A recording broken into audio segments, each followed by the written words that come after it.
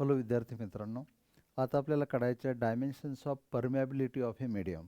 बघा, कुठल्याही मीडियमच्या दोन प्रॉपर्टीज असतात. एक त्या मीडियमची इलेक्ट्रिकल प्रॉपर्टी, इलेक्ट्रिक फील्ड त्या मीडियममधून किती प्रमाणात पास होऊ शकते. दुसरं त्या मीडियमची मॅग्नेटिक प्रॉपर्टी, मॅग्नेटिक फील्ड त्या मीडियममधून किती प्रमाणात पास होऊ शकते. आणि ह्या प्रॉपर्टी जर मोजायच्या असतील तर इलेक्ट्रिकल प्रॉपर्टी मोजतात in terms of permeability, permittivity, आणि मॅग्नेटिक प्रॉपर्टी मोजतात in terms of permeability. Okay, तर आपल्याला परमिएबिलिटी काढायची. जसं मी तुम्हाला सांगितलं आहे की ज्याही क्वांटिटीचे डायमेन्शन्स काढायचे असतील ती क्वांटिटी कंटेंट करणारा कुठलाही फॉर्म्युला असला तरी चालेल आपल्याला.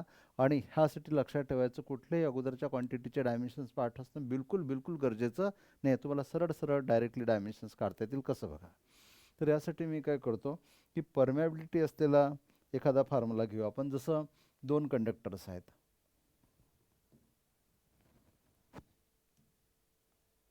जसे दोन कंडक्टर्स आहेत आणि पहिला जो कंडक्टर आहे, दोन्ही कंडक्टर इन्फानाइट लेंथवाले आहेत.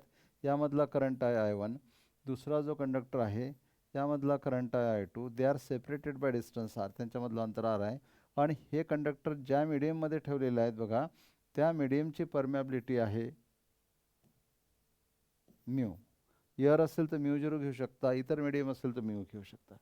आता तुम्हाला माहिती असेल की असे जर दोन कंडक्टर असतील तर एक तर ते एकमेकांना रिपेल करतील किंवा अट्रॅक्ट करतील.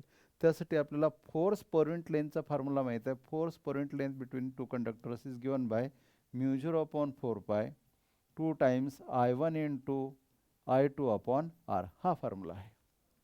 ओके, आता बघा, आपल्याला डायमेन्शन्स काढायचे आहेत. त्यामुळे आपण ना जे कॉन्स्टंट आहेत, जे डायमेन्शनलेस कॉन्स्टंट आहेत, त्यांना इथेच ड्रॉप करून टाकू.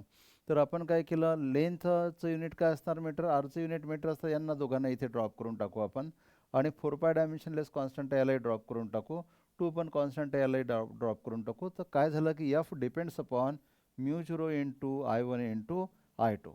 म्हणून μ0 किंवा mu depends upon F/I1 into I2. Okay, आता बघा किती सिंपल करता येईल. सो म्यू इक्वल टू फोर्सला लिहायचं mass into acceleration into I1 into I2. Okay, यावरून काय करायचं, याचं SI युनिट लिहायचं. याचं जर आपण SI युनिट मी इकडे लिहितो, SI युनिट जर लिहिलं तर म्यू इक्वल टू काय लिहिता येणार, mass into acceleration.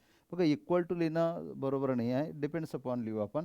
So mu depends upon किंवा mu proportional to MA upon I1 into I2. बघा, हा फॉर्म्युला फक्त ना डायमेन्शन्स काढण्यासाठी तुम्हाला वापरायचा आहे. ओके, तर डायमेन्शन्स काढण्यासाठी तुम्हाला वापरायचं आहे.